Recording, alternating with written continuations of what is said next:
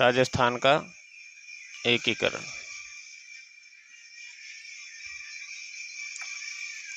जो राजस्थान का एकीकरण किया गया था भारत स्वतंत्रता अधिनियम 1947 की धारा 8 के अंतर्गत। भारत स्वतंत्रता अधिनियम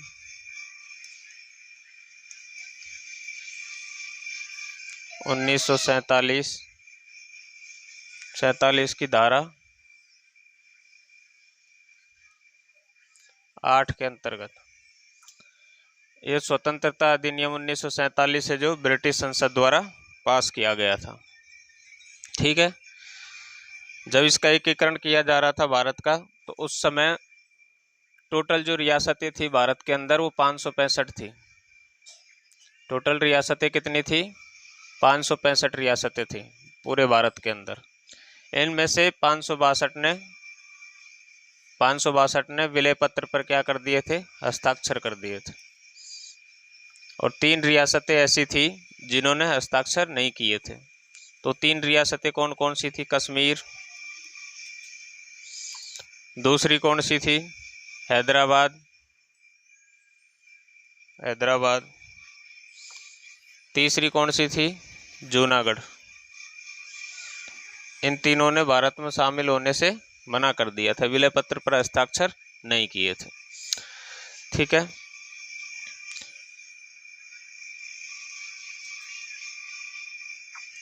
अब देखो, विलय पत्र पर हस्ताक्षर नहीं किए थे। जो भारत का एकीकरण किया गया था उसके लिए एक रियासती विभाग की स्थापना की गई थी। कौन सा विभाग बनाया गया था? रियासती विभाग बनाया गया था। रियासती विभाग बनाया गया था। कितने तारीख को? 5 जुलाई 1947 की किसकी स्थापना की गई थी? रियासती विभाग की स्थापना की गई थी। ठीक है। रियासती विभाग के अध्यक्ष कौन थे? रियासती विभाग के अध्यक्ष थे सरदार वल्लभ भाई पटेल। कौन थे अध्यक्ष? सरदार वल्लभ भाई पटेल। इन्होंने भारत के एकीकरण में अहम भूमिका निभाई थी। और इन्होंने एक सीनियर आईसीएस अधिकारी को सचिव नियुक्त किया था। किसकी नियुक्ति की गई थी? रियासती विभाग में सचिव के पद पर वीपी मेनन को। कौन था? वीपी मेनन।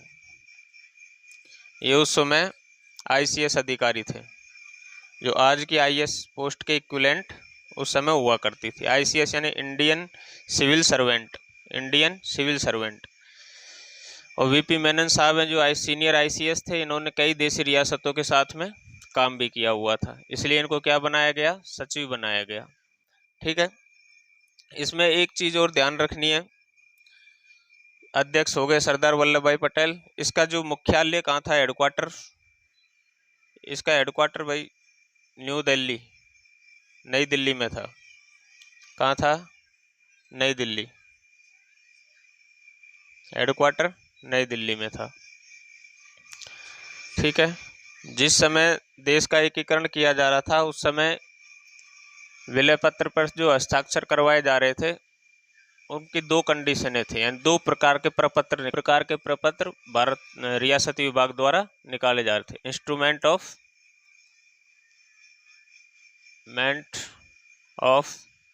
एक्सेशन।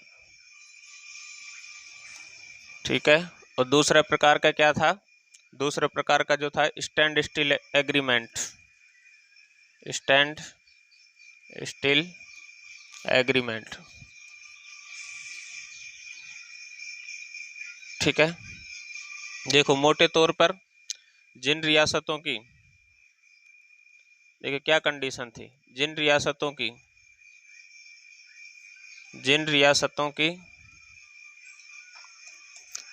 जनसंख्या 10 लाख है या उससे अधिक है। दूसरी क्या थी? जिन रियासतों की आय, वार्षिक आय कितनी है? 1 करोड़ या फिर इससे अधिक, 1 करोड़ या इससे अधिक, 1 करोड़ या इससे अधिक। वो रियासतें हैं जो इसके लिए बाध्य नहीं थी। वो रियासतें अपना अलग अस्तित्व बनाए रख सकती हैं या फिर वो पाकिस्तान या भारत किसी में भी मिलने के लिए बाध्य नहीं थी। तो 4 रियासतें राजस्थान के अंदर ऐसी थी कि जो इन दोनों कंडीशन को फुलफिल कर रही थी। तो वो 4 रियासतें कौन कौन सी थी? पहली जयपुर, दूसरी जोधपुर, जयपुर जोधपुर, तीसरी बीकानेर, ठीक है, और चौथी उदयपुर। ठीक, ये 4 रियासतें ऐसी थी जो दोनों शर्तों को पूरा कर रहे थे। अब देखो किस प्रकार से राजस्थान का एकीकरण किया गया था। अब एक बार हम इन चीज़ों को देखते हैं। पहले आप 4 रियासतों को नोट कर लीजिए या स्क्रीनशॉट ले लीजिए। सबसे पहले देख कुछ चीज़ें हैं, जैसे सबसे पहले विलय पत्र पर हस्ताक्षर किसने किए? सबसे पहले विलय पत्र पर हस्ताक्षर किसने किए? राजस्थान के संदर्भ में बात कर रहा हूं मैं। सबसे पहले विलय पत्र पर हस्ताक्षर किए बीकानेर के शासक थे शार्दुल सिंह। कौन सी रियासत? बीकानेर। बीकानेर के शासक शार्दुल सिंह। शार्दुल सिंह, इन्होंने विलय पत्र पर सबसे पहले हस्ताक्षर किए। एकीकरण पर सबसे पहले हस्ताक्षर किसने किए? एकीकरण पर सबसे पहले हस्ताक्षर किए अलवर के शासक। अलवर के शासक थे तेज सिंह।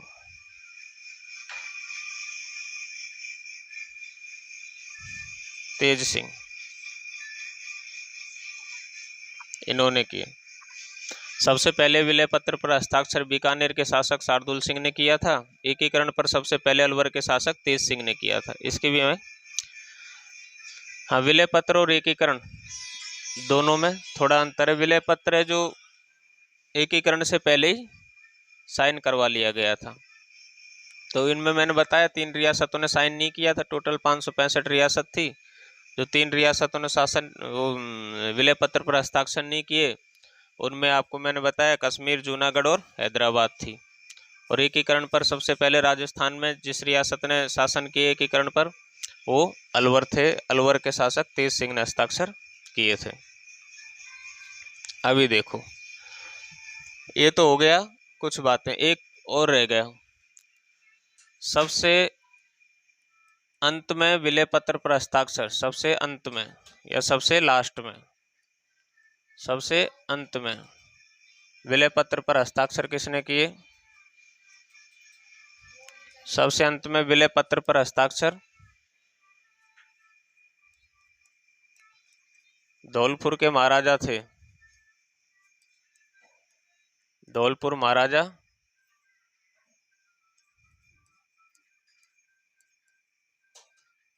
उदयभान सिंह ने। उदयभान सिंह जी ने। उदयभान सिंह जी का संबंध किनसे रहा है? वसुंधरा राजे के ससुर थे। हमारी पूर्व सीएम वसुंधरा राजे, राजे के कौन थे? ससुर थे। ठीक है, इन्होंने सबसे अंत में विलय पत्र पर हस्ताक्षर किया था। और कुछ चीजें हैं। राजस्थान में एकीकरण के समय देखो क्या स्थिति थी। एकीकरण के समय, राजस्थान के एकीकरण के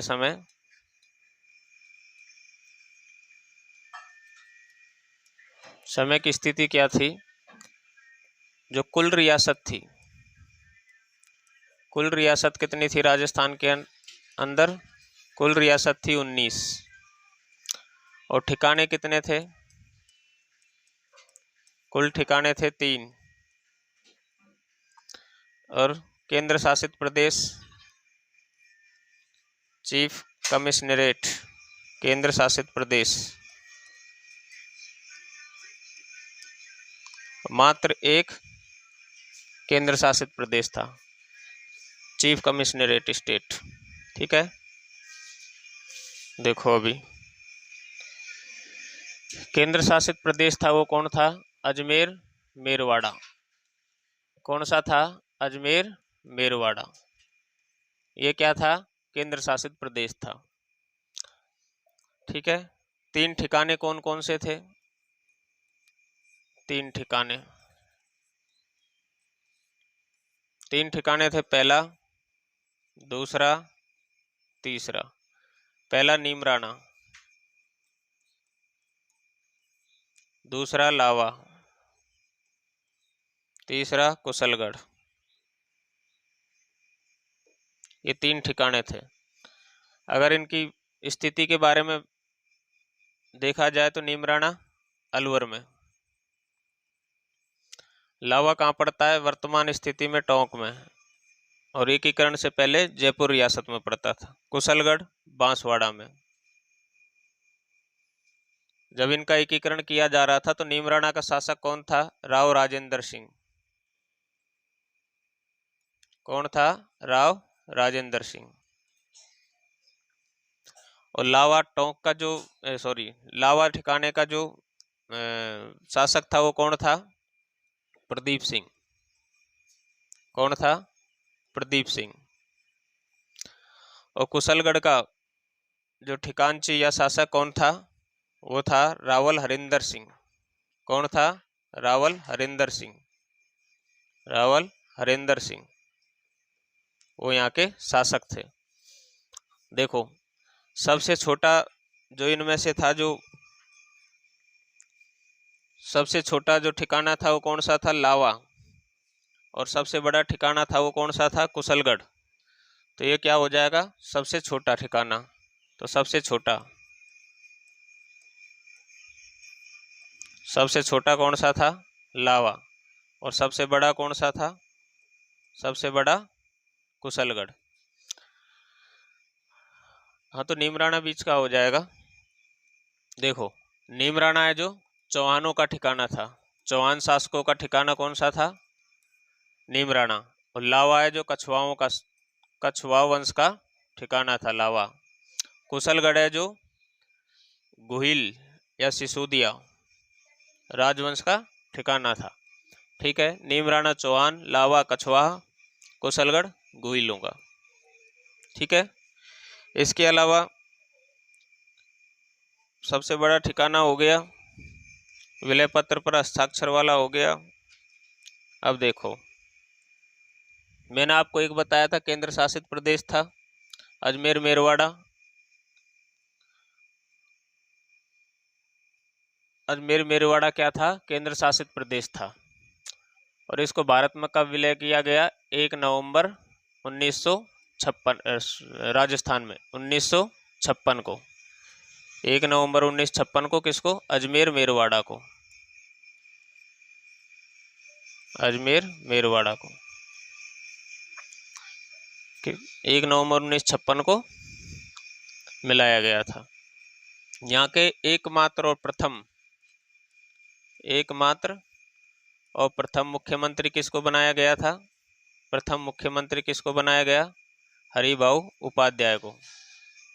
किसको बनाया गया? हरिभाऊ उपाध्याय। हरिभाऊ उपाध्याय को क्या बनाया गया था? मुख्यमंत्री। उस समय इसमें क्या है, एक विधानसभा थी, उसका नाम क्या था? उस विधानसभा का नाम था धारासभा। विधानसभा का क्या नाम था? धारासभा। विधानसभा का नाम क्या था? धारासभा। विधानसभा का नाम क्या था? धारासभा। इसमें टोटल कितने सदस्य थे? इसमें टोटल 30 सदस्य थे। धारासभा के अंदर टोटल कितने सदस्य थे? 30 सदस्य थे। इस बात को थोड़ा याद रखना। बाकी अजमेर मेरवाड़ा में कुछ खास है नहीं। चलो आगे बढ़ते। ठीक है, हाँ, इसमें थोड़ी सी एक चीज़ और है। जिस समय भारत का एकीकरण किया जा रहा था तो एकीकरण के समय 3 श्रेणियां बनाई हुई थी। 3 श्रेणियां। ठीक है, वो 3 श्रेणियां कौन कौन सी थी? ए श्रेणी, ए श्रेणी,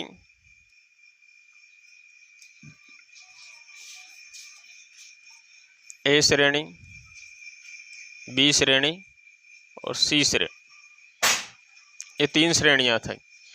ए श्रेणी जिन पर अंग्रेजों का डायरेक्ट शासन था, जैसे बिहार, मद्रास, इन पर क्या है, अंग्रेजों का प्रत्यक्ष रूप से शासन था। बी श्रेणियां, बी श्रेणी का स्टेट किनको घोषित किया गया, जो एकीकरण के पश्चात, देशी रियासतों को एकीकरण के पश्चात बनाए गए राज्यों को बी श्रेणी में रखा गया। राज्यों को किस में रखा गया, एकीकरण वाले। सी टाइप का, जैसे अजमेर, मेरवाड़ा, केंद्र शासित प्रदेश जितने थे, केंद्र शासित प्रदेशों को किस में रखा गया था, केंद्र शासित प्रदेशों को सी श्रेणी में रखा गया था। तो अब देखो, अगर कोई पूछता है कि भाई राजस्थान स्टेट है जो किस श्रेणी का राज्य हुआ करता था, तो ये बी श्रेणी में हुआ करता था। क्यों, क्योंकि देशी रियासतों के एकीकरण से बना था। तो राजस्थान क्या हो जाएगा, बी श्रेणी का हो जाएगा, राजस्थान बी श्रेणी में आ जाएगा। ठीक है। अजमेर मेरवाड़ा किस में आ जाएगा, सी श्रेणी में आ जाएगा। अजमेर मेरवाड़ा किस में आ जाएगा, सी श्रेणी में आ जाएगा, अजमेर मेरवाड़ा। दिल्ली भी इसी के अंदर में केंद्र सी श्रेणी में ही आया करता था। बिहार, मद्रास किस में आते थे, बी श्रेणी में आते थे। ठीक है।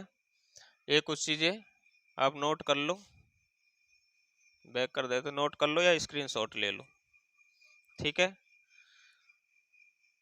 अब एक और बच गया आपका, आज की वीडियो में बस इतना ही करवाएंगे कि राजस्थान का एकीकरण कितने चरणों में हुआ था।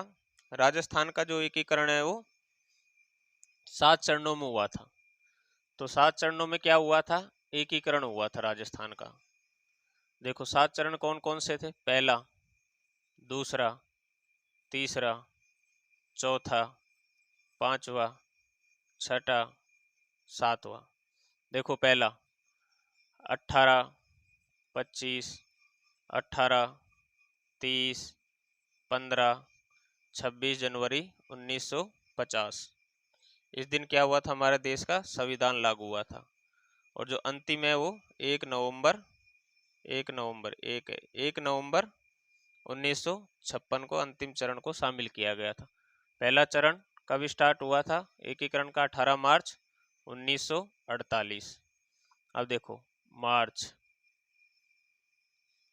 अप्रैल, मार्च, मई, 3 1948 में बनाए गए थे।